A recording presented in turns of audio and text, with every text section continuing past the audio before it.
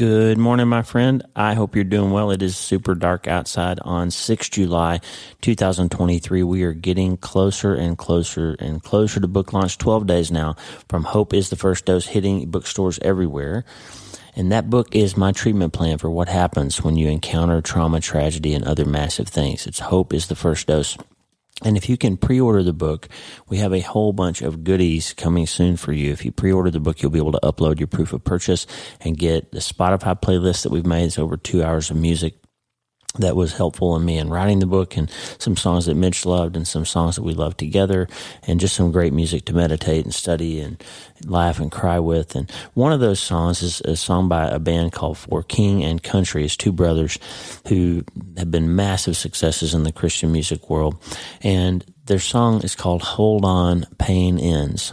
And I've seen that a couple of times recently. People have used it as an acronym, HOPE, HOPE, Hold On, Pain Ends. And today I want to give you a little insight into how the writers of the Hebrew Bible, the Old Testament, translated that word that we call hope. And it's just a little insight. This will be a short kind of quiet time episode. I got surgery today and I have an early committee meeting, and I just want to give you one thought about the word hope. So I'm always telling you how important it is. And I want to make sure we dispel any myth about this being some sort of optimism or positive thinking exercise. Hope is a real thing. And the Bible's full of examples of why it's so important. Today I'm going to give you one of them from the Bible, from the book of Isaiah, and what it means and what you can do about it. Because hope is the thing that will help you change your mind, and it will help you change your life.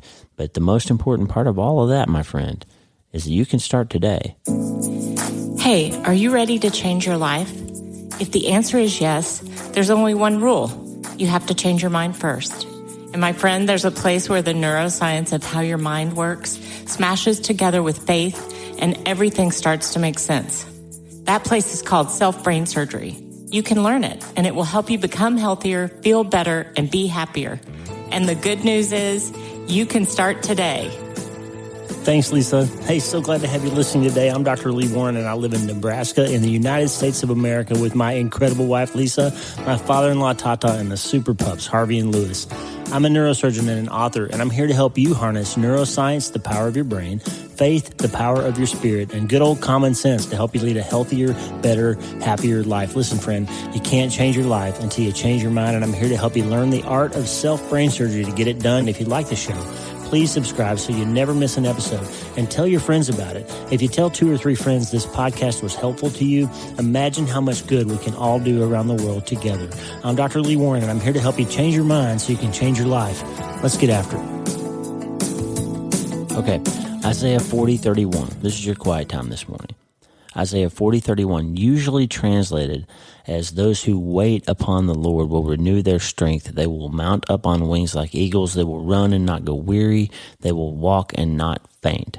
That's the usual translation. In fact, if you remember that old song, those who wait upon the Lord shall renew their strength. Sorry to sing to you at 5 in the morning. Probably horrible.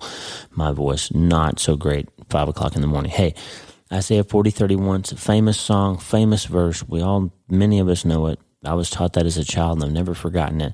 That the idea that waiting on the Lord somehow infuses you with this strength that allows you to mount up with wings like eagles. Well, what does that mean? Well, the word that is translated here in many translations as wait is also translated in some translations, like the NIV, as hope. And why would it be translated as hope? Well, let's talk about that word for a moment, shall we? So in the Old Testament, there's 2 Hebrew words that are commonly translated as wait or hope. And those 2 words are kavah, Qavah. I'm not a Hebrew scholar, so if I'm not pronouncing this right, some PhD out there, John Swanson or somebody, please email and correct my pronunciation. But kavah, Qavah, is one way that wait or hope is translated. Isaiah in 8:17 said that he was waiting with anticipation for God to show himself again. He kavah. He was waiting. It's not some optimistic pie in the sky thing. He's actively waiting in a hopeful posture because he knows that God has shown up in the past. He's currently hidden himself, but he knows that God's character is good, and he's going to come back and show himself again and restore and renew and relieve and prosper the people once again. Kavah. Okay, the other word is yakal, Y-A-K-H-A-L, yakal. And the yakal is this waiting anticipation. It shows up in Noah's story in Genesis 6 through 9. Noah and his family had to yakal, or wait for weeks for the waters to recede, but they knew that God was going to do that. Isaiah refers to the farmer as kavah, waiting with anticipation for good grapes. Micah talks about how farmers both yakal and kavah. They wait with hopeful anticipation for the dew that's going to come in the morning and nourish their crops. See, it's not just optimism, it's anticipation. It's knowing the character of God. So I'm always telling you, memory and movement. So you're not just hopeful, you're not just wishing, you are knowing. You're looking at God's past behavior and you're remembering that he has done all these things in the past, that you've recovered from the things that you've been through before. You've somehow managed to survive. You found your way again. Every time you thought the money was going to dry up, it didn't. Every time you thought you were surely going to die, you didn't. Every time you thought your heart couldn't beat again, it did. That in the past, all of this waiting has proven to be correct, that God showed up. So yakal and kavah are about this anticipation that he's going to do the things that he has always done. That's what hope is. It's not mindless optimism. It's not pie in the sky, Pollyanna stuff. It's real. And it's based on a person, not optimism. It's based on God's good character. Optimism is about choosing to see how circumstances, however difficult or hard they are, might work out okay. That's optimism. Biblical hope isn't that. It's not about circumstances. I mean, I'm always telling you, the people who find their way, the people with resilience when they get bad diagnoses or go through hard things like losing a child like we do, my study of these people, my scientific look at them, the number one thing that shows up over and over is people who manage to find their way again, or those who can separate their circumstances from their emotional state. People who yakal or kavah in the Bible recognize that there's no way anything's going to get better, but they choose to be hopeful anyway because their God doesn't operate, like we talked about yesterday, in the bounds of normal space and time and behavior. And whatever God's going to do is going to turn out to be the right thing. That even though sometimes you're in a situation that seems impossible, you can yakal, you can hope, you can kavah, you can wait in hopeful anticipation that God is going to do the thing that he was supposed to do. Hosea was a prophet who lived in a time when Israel was under oppression. They were really being beaten down by these foreign kings. And there wasn't a real good reason to be optimistic about it. They didn't have any real power or ability. But yet Hosea chooses hope. He chooses to believe that God's going to turn this problem upside down. He says he turns the valley of trouble into a gateway of hope, Hosea 2:15. Like when Israel came out of Egypt, Hosea saw it as God's done it in the past, he can do it again. He surprised us before with hope, showing up at just the right moment, and he'll do it again. That's kavah. That is yakal. That's the kind of waiting. Like you're worried about your plants and your crops, but you know the dew's going to come in the morning. Even though it didn't rain, God's still going to send water. You're hungry, you know God's going to send manna and quail. There's going to be a way that he's going to work this out. And his past allows us to have hope for his future. Over and over in the Old Testament, we see that. Lamentations is the best example. I take hope because the steadfast love of the Lord never ceases. His mercies never come to an end. They are new every morning. Great is your faithfulness. He's preaching that to his soul in the middle of the problem, right? Not at the end of it when it's already worked out. He's reminding himself in the middle of the story that God's good character has come through for them over and over and over again. Kavah and yakal. Wait and hope. So Isaiah is translated, Isaiah 40:31, translated many times as wait, but wait for us is good news because it's hope. We find hope in the waiting process. And the song for King and Country is Hold On, Pain Ends. And I want to give you a reason to yakal, a reason to kavah here, friend.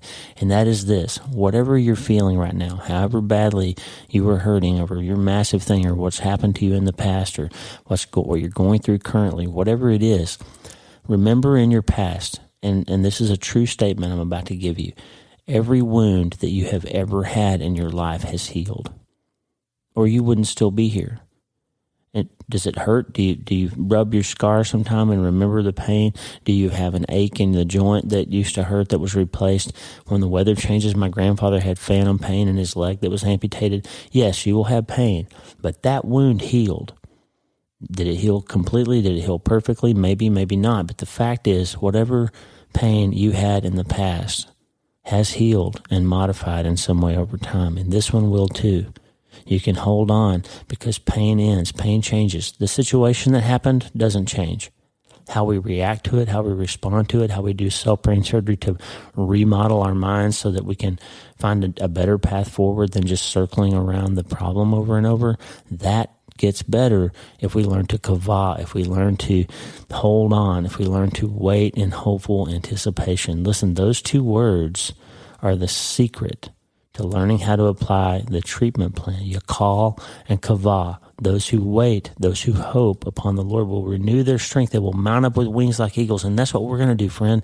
We're going to take the treatment plan. It starts with hope being the first dose, and we're going to fly into a more hopeful and brighter future. We're going to fly through the night and into the dawn because hold on, pain ends. That's the song from For King and Country. It's on the Hope is the First Dose playlist. The book's coming at you soon. Please pre-order it if you can. It really helps us.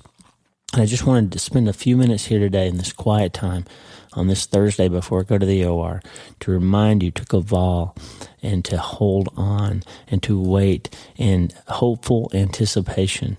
And you call, okay? Wait and hope. Hold on. Pain ends. You can't change your life until you change your mind. And one thing you have to change your mind about is that the situation that you're currently in feels impossible, but you've been there before. You've been through something hard before. The wound has healed. The pain has improved. It does get better. The light does come back on. And He is always faithful, and He'll help you mount up on wings like an eagle if you kavah and you call and wait and hope. And let's sing the song together. Hold on. Pain ends. I'll talk to you tomorrow. God bless. She was a lover and daughter of kings. She lost her voice and forgot how to sing. A head full of dreams and a heart full of life all disappeared in the blink of an eye. Breathe in and breathe out. I know it hurts now. Pray through the waiting. Hold on, pain ends. Hope when it's all gone. Hope when it's all wrong. Nothing is wasted. Hold on, pain ends.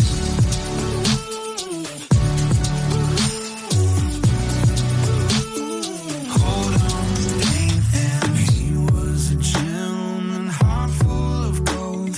He lost the truth with the lies he was sold. The ones that he trusted became enemies. His whole world was shaking. He dropped to his knees. Breathe in and breathe out. I know it hurts now. Pray through the waiting. Hold on, pain ends. Hope when it's all gone. Hope when it's all wrong. Nothing is wasted. Hold on, pain ends.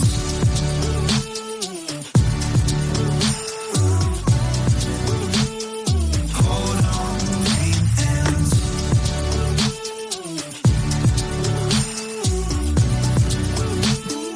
Hold on, pain ends. It's hard to say amen, and it doesn't go as planned.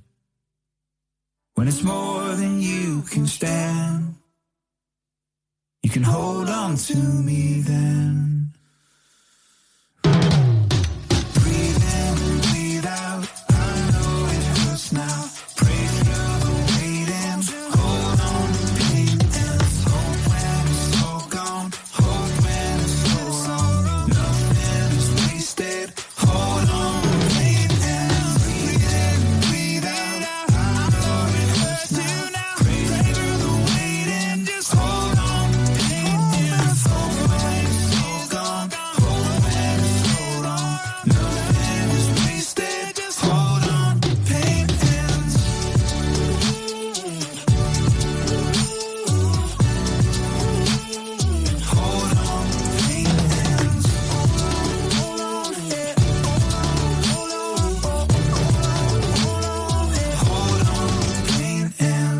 Hey, thanks for listening. Please subscribe to the show so you automatically get every episode. And if you like the show, you'll love my weekly letter. Check out my writing at drleewarren.substack.com, drleewarren.substack.com. Get the free newsletter every week for my best prescriptions for becoming healthier, feeling better, and being happier through the power of faith and neuroscience smashing together via self-brain surgery. drleewarren.substack.com. And if you need prayer, go to the prayer wall at wleewarrenmd.com/prayer. The theme music for the show is Make Us One by Tommy Walker, graciously provided for free by the great folks over at TommyWalkerMinistries.org. Check it out and consider supporting them. TommyWalkerMinistries.org. Remember, you can't change your life until you change your mind, and the good news is you can start today. I'm Dr. Lee Warren. I'll talk to you soon. God bless you, friend. Have a great day.